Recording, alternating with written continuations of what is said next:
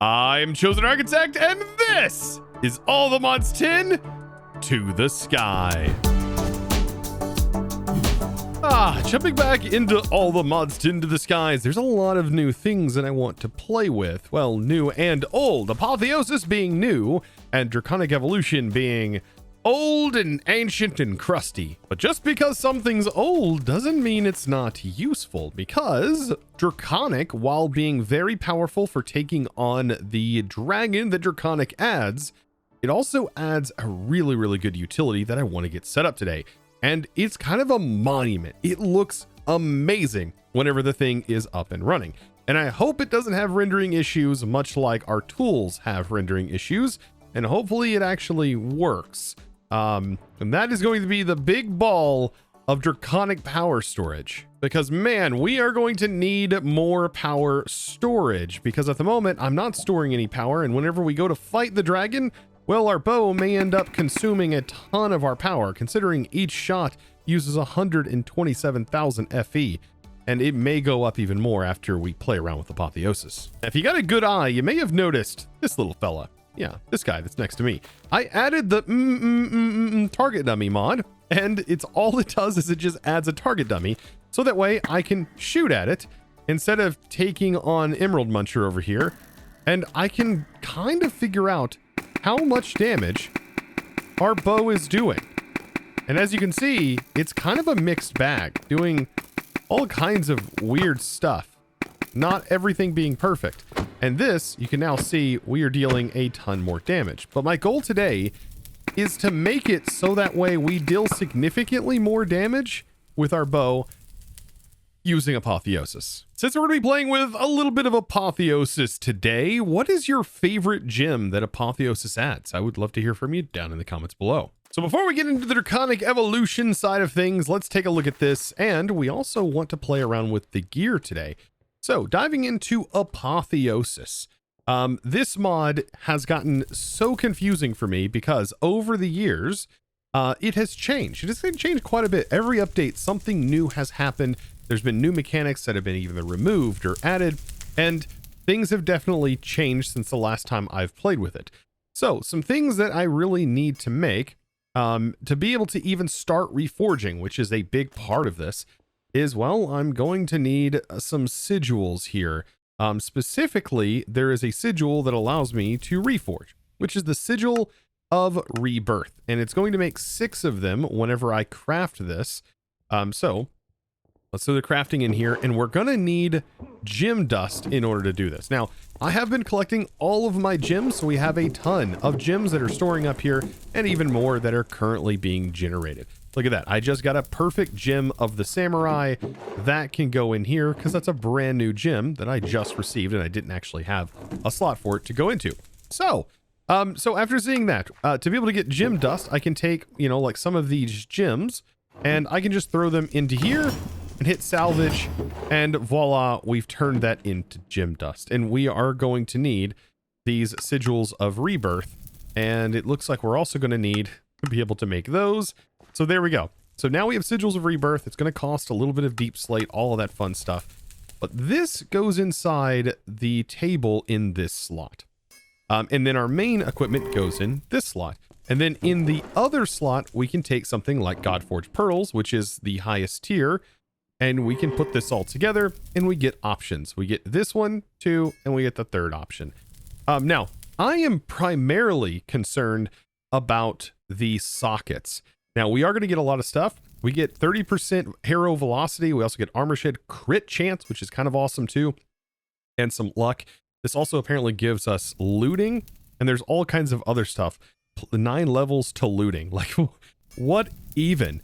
That is just so much. And it says this ignores damage, which it already does durability damage, so it doesn't take any durability. But we have 4 sockets that we can actually use here.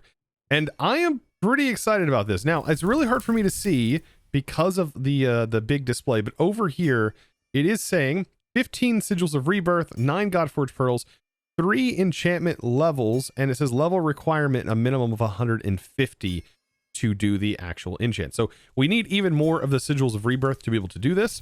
But looking at all this, you can see we have two, it's kind of different levels, but the higher level you go, the more things that's going to require to do it. And I really want those sockets. So you know what? I think I'm going to go for this socket right here. I think that is going to be the best thing. Now, the damage numbers don't seem to reflect the arrow velocity and things that are being applied here. And I'm hoping that we can determine whether or not it is even worth it to put Apothic stuff on our gear by using this target dummy to kind of gauge our values. I mean, the most I've seen is like 100, and I'm assuming that is some sort of crit modifier that's getting applied. And I mean, just with that alone, we can kind of go, okay, the average is probably between 60 to 100 DPS that is being displayed. 100 to 60 damage, not DPS. But when we're active like this, I mean, we're averaging about 60 DPS. So something to kind of keep in mind, 60 to 70 DPS it looks like. And yeah, hopefully we can change this. So now that I have the levels and the sigils, we are ready to go to be able to pull this out. So looky there, plus 30 arrow velocity alone. Now that this has all of this stuff on it, on Harrow, it's going to inflict poison, going to inflict shuddering. I'm really not sure what that is. But now, you know, did it go up? Yes, it went up tremendously. Okay, so some things to note about this. The more arrow velocity we have, the more damage an arrow does. So we are stacking velocity on velocity on velocity, and we haven't even put sockets in here or my gear yet. And so just with this alone, we went from a DPS of like 70 to 400 just by turning this into just by turning it into a Godforge tool. So now I was doing some looking, and I was looking through here trying to figure out what would be the best to apply more damage to our bow. And the perfect gem of combat seems to be really nice, but I was told that you can't stack uniques. So we can't put 2 of these gems in, but I could use another one, like for example, this perfect lightning gem, which on bows gives us 55% more arrow velocity. So we're going to get 55% more damage, 55% more arrow velocity applied to this, and that's just 2 of our gem sockets used. And I don't know, we could potentially put more of these on because this one's not actually a unique. Now to be able to put gems on, we throw this in here and we just apply it directly. And you can see the arrow damage has now been applied. That's definitely one that I want on here. And we should notice, hopefully, a change. Actually, I mean, it's about the same. I really don't know if the arrow damage really increased anything here or not. Okay, so we got 55% arrow damage, apparently. Let's just add even more arrow velocity by adding the perfect gem. I still think velocity is ultimately what we need to be targeting here. Okay, so this... it's really hard to tell. I mean, honestly, it looks like the DPS has gone down by adding the gems. I really don't even know if these are affecting the numbers any. I'm going to keep trying. So let's see. Can we also put another lightning gem on here? Okay, so that gives us another 55% arrow velocity when applied. Okay, very, very interesting. But I think, oh yeah, this is all, oh wow. Now we're doing thousands of DPS. Arrow velocity 100%, the stat to increase. Oh wow, I think another one of those, just increasing our arrow velocity even more. The problem is I don't have another perfect, but I do have a few of these.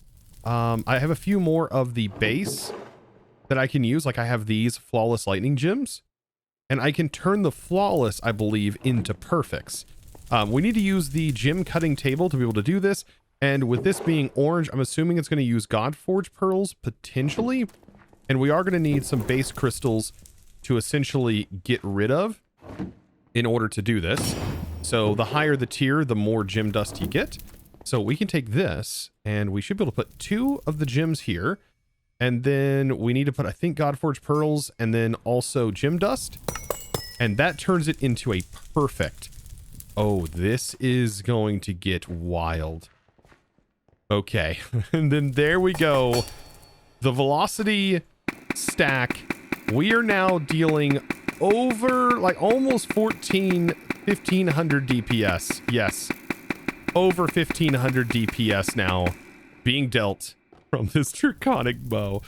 Yeah, of invisibility, as you can see. So now, as if things couldn't get even more overpowered, we also have gems that can affect this bow from our helmet slot and even our boot slot. Like there are things that we can apply here. For example, this perfect gem that we have right here, this one, the samurai, this one will give us even more arrow velocity, 50% from our helmet alone. So we will need to reforge our helmet here. And let's see. I mean, we're probably going to need more rebirth sigils. So let's just make a few more of those. Make sure we have enough in there. We put this in and let's see what we get. Blessed. Okay. We get projectile taken is reduced. Okay. When attack, it inflicts blindness.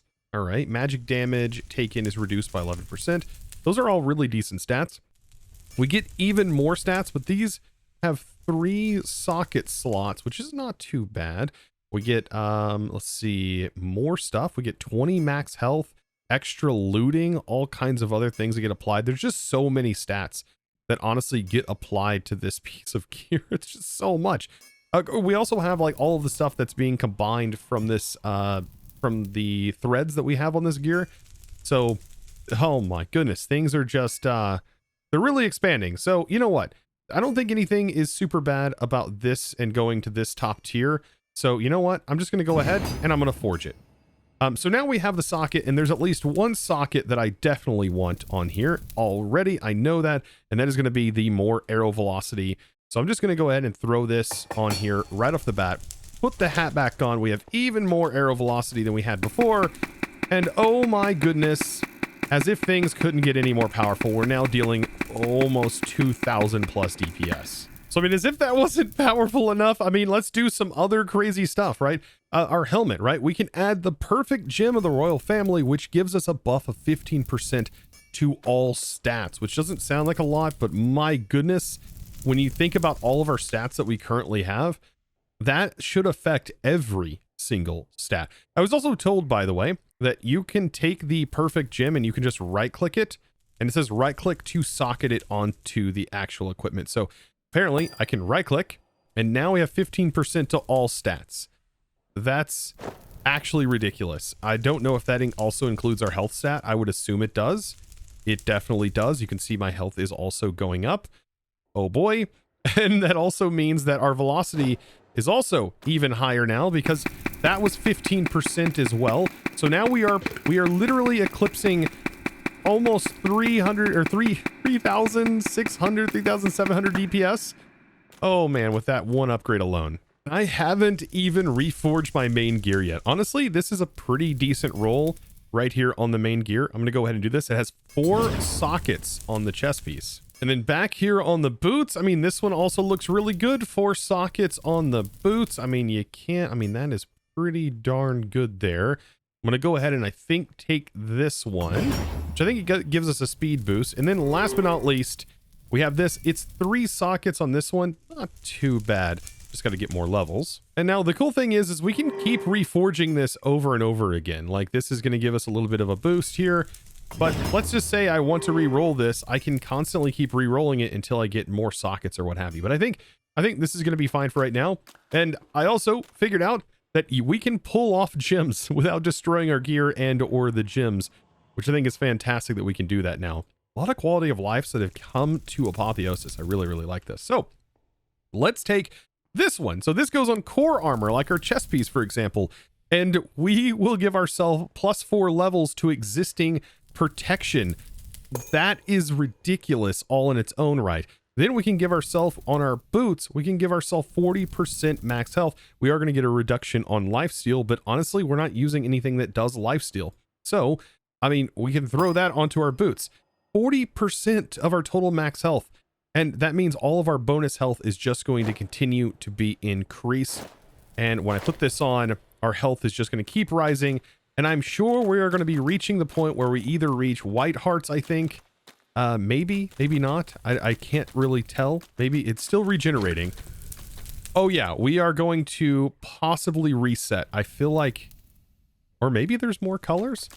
I think it goes to white and then the hearts actually reset, which is kind of wild. And as far as other gems go, I think, for example, in my helmet, we can throw this. This will give us a little bit of a boost in attack damage. Is the last thing we can do there. And then on our chest piece, for example, we can keep putting these gems of the Warlord because I believe these allow you to put multiple in. I don't have multiple to put in, but if we put chest piece, that's more health. If we put it in a weapon, that is 70% more crit damage, but chest piece, I mean, I'm always down for more health. I think that could go there. So we put that in, and then our hearts continue to rise. And yes, we've now hit blue, then gray hearts, and I believe we have, yes, wrapped around 2 red hearts again. And currently with just this setup alone, where we have even more gem sockets, our health is like at 229 hit points. It's quite a lot. And how did that affect our arrow damage? I would say overall, this is pretty good. Like we're dealing like a good, almost consistent 3000 DPS. That's assuming that the target dummy is calculating everything properly. And so I think this is going to be a good point to sort of wrap up the Apotheosis part of this video, because I think at this point we are looking pretty good on things. I mean, of course I can add more of the healths, I believe, but on here, I mean, I've kind of got those gems in. I did add a 15% dodge chance, and I also added a 70% knockback resistance just to hopefully help if we do get kind of bounced around. Hopefully we won't get bounced around anymore or tossed about. And so I think we are very, very powerful now. Yes, I mean, we are dealing even more damage now with our Draconic staff. I mean, that's almost the entire Wither's health. That is the entire Wither's health pool in basically getting one shot. And the bow would definitely carry out most of the brunt damage. Very, very powerful. And so how about we get ourselves even more powerful, right? Let's get ourselves a Draconic power energy ball. That's the best way I can describe it. Now, the first thing I'm going to want to do is make an energy core and place this energy core down. And I've already kind of got an idea of how I want to build this and kind of the way I want it laid out, but I'm hoping that I can actually successfully complete it this way. And as you can see right here, I have this strung out about 16 blocks out, and I believe that is the range that we can have. If I tier this all the way up to the max size, you can see stabilizers are required, and I do not have the stabilizers. So we are going to need to make a few stabilizers, and it takes 9 per side, and you need 4 sides to be sending to this energy ball. And so we'll say 9 times 4, and then 36. There we go. And all of those will then get created. And what I want to do is I just want to go out 16 blocks from there, break the final block, place the stabilizers, and this is where you shift right click, and you're going to build out the stabilizers like this in the corners. Now, I want to try this out first. What I want to do is I'm thinking the stabilizers we can build out here. This is going to be pretty neat if I can get it to work. Because I have this sort of built 16 blocks off from the outer wall. So I could potentially also have this angled like so, and we can have one also firing from the top, because I do believe that you can have this angled downward. So if you build it like this, this will change its orientation to face downward. So we need 4 individual sides firing at this.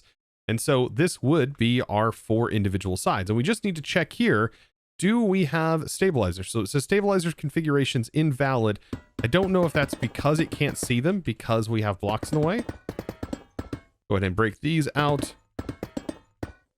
just to kind of see if that is the case.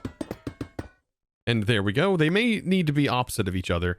So yeah, it still says that they are invalid, and that is unfortunate because I was trying to avoid doing it the other way.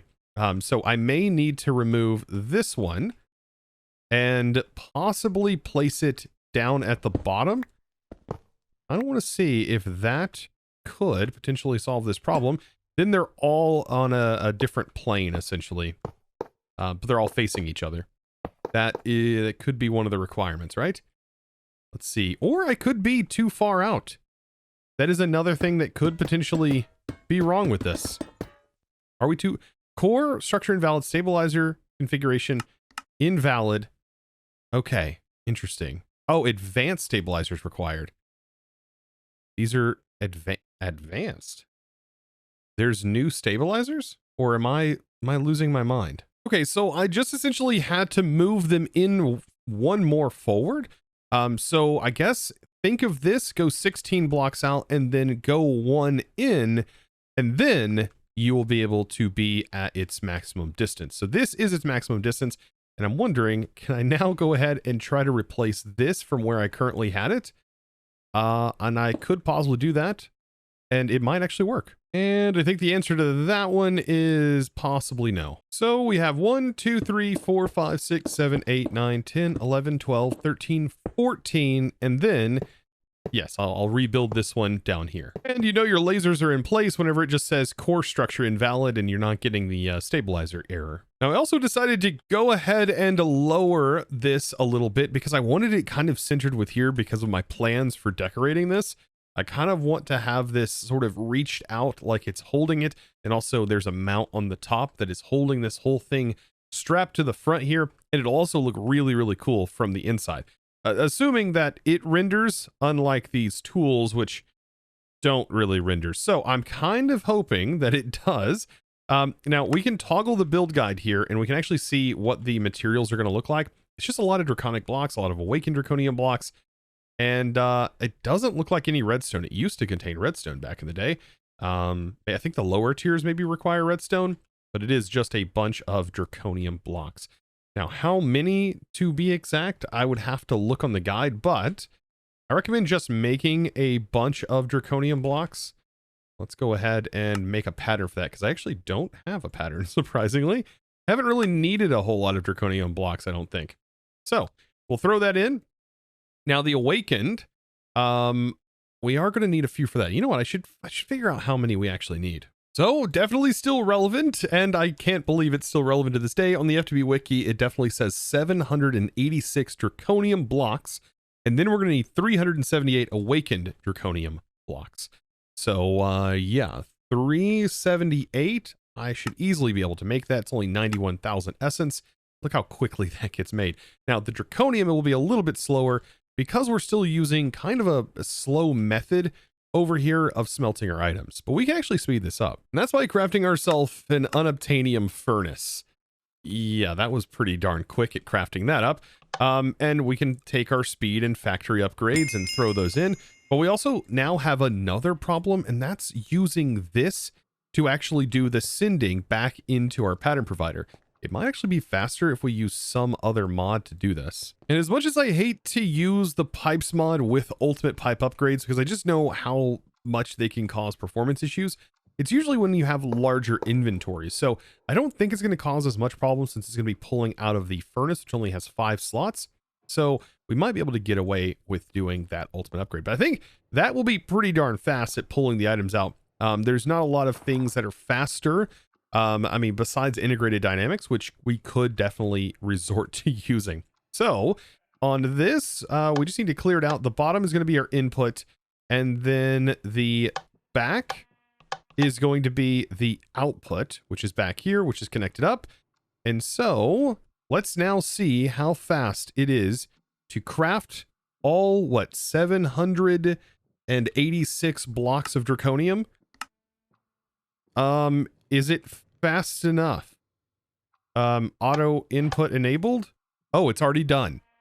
You can't even see it transferring. That's how fast it is. Either that, or it's so fast that all of these items over here did the first operation, and then the rest was just fast enough to only be able to fill this one slot. Either way, I think we have smelting down and completed that science. We can check that off the checklist here. Yep, doing pretty good. I think now in the export card, let's see, we can do this and make this slot 2. We'll make this slot 3 for right now. And then we'll say draconium blocks. And we just drag that into this slot. That's going to keep that slot constantly filled. This is with that export card, by the way. It's pretty darn cool. And then we'll keep that in here. And then what we should be able to do is go over to this and hit assemble core. And we can also go ahead and remove the toggle guide. And it's going to pull from our inventory. And it's going to build this thing up. And that's how simple this thing is to set up. I mean, honestly, getting all the blocks, that's the hard part. But yes, we are almost able to see if this thing still has all the fancy lights that I'm used to. I mean, I would assume it does, because even in the last version I played, it even had its own new system to change the shaders and everything. This is pretty darn cool. But this is it. This is the process. I wonder if it goes even faster if you tick accelerate the core. I bet it does go faster. It probably would instantly craft the thing. All right, here we go. Last bit. It's kind of satisfying, honestly. And it is done. Slowly scanning. There we go. Finally, it is finished. And then all we have to do is hit activate. Oh yes, the shaders definitely do work. Oh, this is gorgeous. So we have a few things we can change. There is a ability to change all of these settings, and you can change the color and make it fit and match your own build.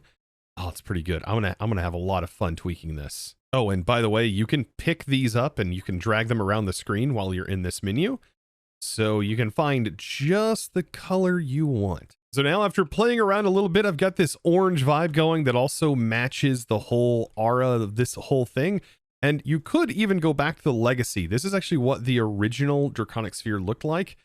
I do kind of like the legacy, but I also like this whole configuration here. If you want to see these colors, these are the exact color IDs. You can just copy and paste those into your world if you want this exact color. But I tried to match the beam and then also match the orange theme that we have going on in the base. But now that we have the energy ball, we got to get energy in the ball, and we also got to get energy out of the ball. And this is where things can get kind of hairy if you don't do it correctly, because we're going to be diving into dual networks with flux networks. Now, how do we get power in and out of this thing? Well, we first need to add these energy pylons, and I kind of like to remove this so we can see this a little bit better. We can take some blocks and build out, and I want to build out a few blocks out complete from the side.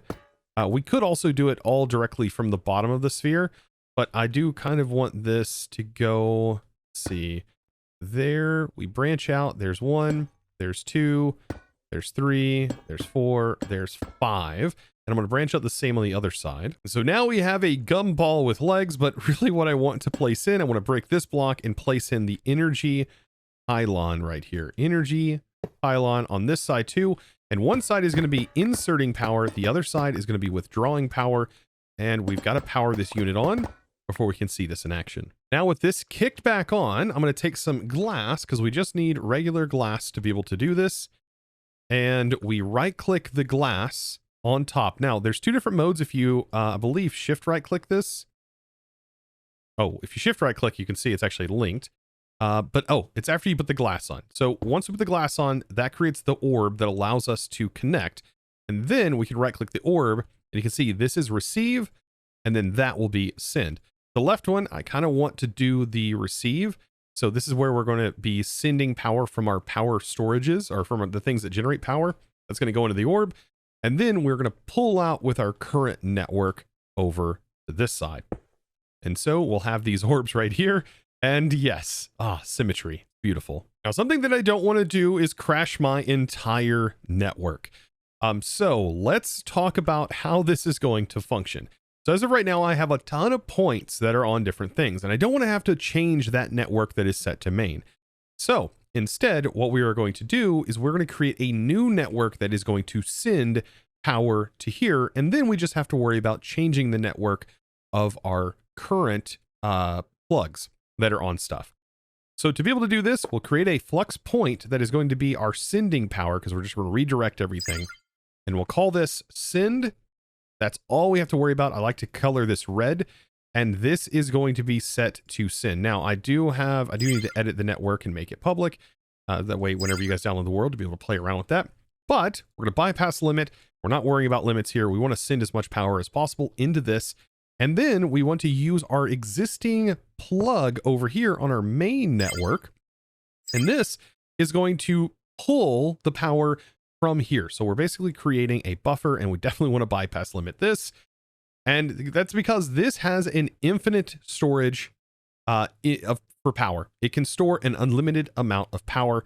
And that means our supplies and everything will constantly be running to try and fill this up. But it also gives us a mega buffer of power for times when we like, for example, fight the dragon. So now that we have that new network created and we have a point going here, all we got to do is change our plugs on things that generate power. And we just have to switch it over to this network, and there shouldn't be a disruption in power because the power is going to immediately cycle back through. And this is now what is going to pull out of this ball and should hopefully continue supplying all of our power to everything else indefinitely. Now, the main things that are generating power is this right here. And I'll start slow by sending that, and then we can bypass the limit on all of those. And then whenever we step out here, we can actually see the particles happening here. And we should see particles spewing out, but we don't see this one working just yet. And that's because the network is still hooked up to these other things that are generating power, but that should stop very, very soon. As soon as all of these are switched over, we will start to notice that it's going to start pulling power from everywhere else. Now, I don't think I need to worry about any other like priority systems. We shouldn't have to worry about that. Everything should just work once we do this. So let's switch. That's now transferring all of its internal buffer to the maximum. And also, before we move this one plug, let's actually, you know what? Let's go ahead and just do it. Bite the bullet. If our AE system goes down, so be it. But there we go. So now we can see the entire draw of our entire network. All of that is happening right here. This is how much power we're using. And we can really start to monitor all of our statistics a whole lot better. And we can see truly how much power our base is drawing. And there it is. So now anytime we add any new power, all we have to do is connect it into this red network and we're good to go. Like, yeah, as of right now, this is how much power we are generating. So this gives us an indication of how much we're using, and it gives us a nice indication of how much power we are currently producing at any given moment, which is very, very nice. And if we click on any of these arms, we can start to see how much power we have stored. And I believe there is a way to change the value. We can also set define energy targets. So that way we can have like a reasonable amount. We can say, hey, like we want our energy target to be like 2 million. And you can see we've succeeded. But if I do more, we'll eventually not have it. And then the power buffer will start to say, hey, we're 50% to our target. So this is pretty cool. We're able to see like how much power we currently have and all that fun stuff. And again, just to remind you, OP just stands for RF per tick. It's just, yeah, it's just OP, right? It's just overpowered. So now for the fun part for me, I've got to get this attached to the building. Yes, and this is going to be interesting. And so I've started to come up with a design where I have 3, then 4, then 5, then 5, and then it leads into this little hand that kind of comes down here. And we're going to have like these little claws that kind of reach out from the side. And then I've got to get these girders, and I want the girders to be here to really thicken up this area. So I'm going to place them kind of like this, and that is going to continue to thicken up the area. Oh, and make these look like they're a bit more supportive here. So after a little bit of trial and error, I mean, I've come up with this, added some in rods to the end here to make it look sort of spiky. I think this looks pretty sick, honestly, sticking out of the front. It is really hard to incorporate this sometimes into a build, but I think this did all right. I really need to get more texture in on the outer walls and stuff, but I mean, for what it is, massive storage ball, we now have it, and huge success. Pretty darn nice. You know, all of this stuff wrapped up into this giant ball, tons of power going in, but we probably will have more power soon. As of right now, we've really been living off just a few million RF, you know, being inserted into this thing. And I think right now, like it says 2.6 million, give or take, is currently all we're generating, but we could generate way, way more. This is turning out so nice though. Okay, so how about I add brackets on this side and this side, and then we actually connect it to this up here and make it look like it's hanging. Okay, this could be very interesting. Actually, is this directional? Can I change the direction of this? No, I can't. Okay, so it's stuck there permanently, but we can use like some steel wire from Immersive Engineering.